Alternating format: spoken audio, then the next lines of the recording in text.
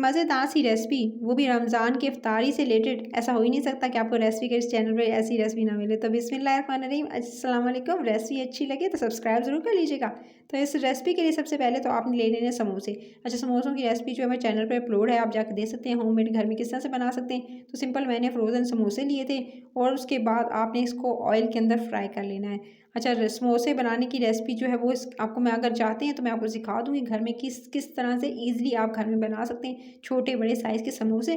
तो अगर आपके पास क्योंकि रमज़ान है, रमज़ान में टाइम कम होता है, तो आप जो पहले से बना के रख लें फ्रीज़र में फ्रीज़ करके, तो आप पूरा महीना इसको बनाकर जो है वो स्टोर कर सकते हैं। और उसके अलावा जो है फिर जब जी चाहे आप इसको, चाहे वो समोसा चाट के लिए यूज़ करना चाहें या आप इसको समोसों को एज़ अ स्नैक खाना चाहें इफ्तारी में, तो आप इसको एंजॉय कर सकते हैं।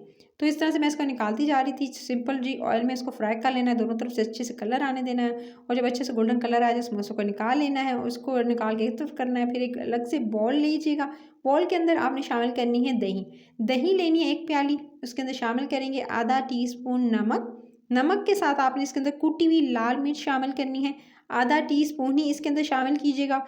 कुटी हुई लाल मिर्च के साथ ही आप इसके अंदर शामिल कर दीजिएगा चाट मसाला। अच्छा, चाट मसाला 1 टेबलस्पून भरकर, मैं टीस्पून का इस्तेमाल कर रही हूँ इसलिए आपने जो है वो 2 टीस्पून इस्तेमाल करने हैं। और अगर आपके पास खाने का चम्मच जो है वो टेबलस्पून में है तो फिर आप जो है वो इसके 1 टेबलस्पून जो है वो चाट मसाला ऐड कर दीजिएगा। फिर भुना हुआ सफ़ेद ज़ीरा, इसको चाहे थोड़ा सा जो है चाहे तो पैन में या आप तवे पर रोस्ट कर लीजिएगा, और इसका पाउडर भी इस्तेमाल कर सकते हैं, साबित भी इस्तेमाल कर सकते हैं। तो मैंने सफ़ेद ज़ीरा लिया है आधा टीस्पून, इसके अंदर इस्तेमाल किया। और अच्छे से फिर तमाम मसालों को आपने दही के साथ फेंट लेना है। दही के साथ तमाम मसालों को अच्छे से फेंट लेंगे। फेंट लेने के बाद फिर ये दही हो चुकी है रेडी।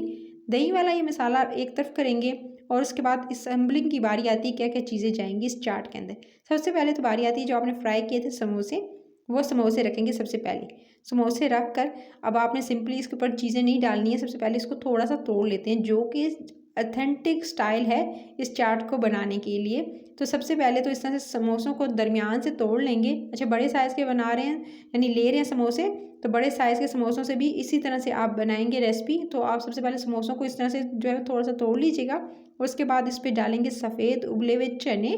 सफ़ेद उबले हुए चनों पे आप थोड़ा सा लेमन स्क्वीज़ करके इसके अंदर ऐड करेंगे तो ज़्यादा बेहतर होगा।